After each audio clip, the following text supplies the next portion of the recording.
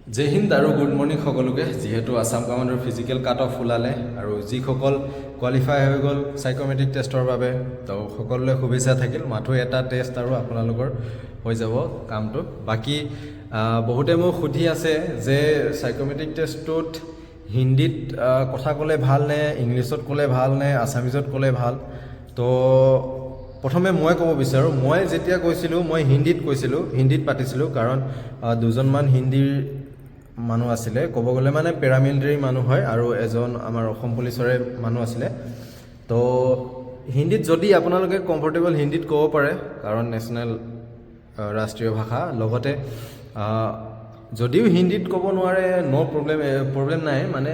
আছামিজত ক'লেও ভাল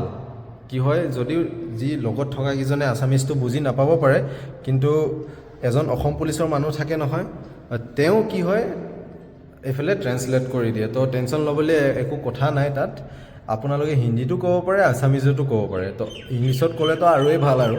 তো সেয়াই আছিল আশা কৰোঁ ডাউটবিলাক ক্লিয়াৰ হওক আৰু সাইকোমেট্ৰিক টেষ্টটো আপোনালোকৰ ভাল হওক লগতে মই নেক্সট কিছুমান ভিডিঅ' আপলোড কৰি থৈছোঁ আপোনালোকে চাই ল'ব ধন্যবাদ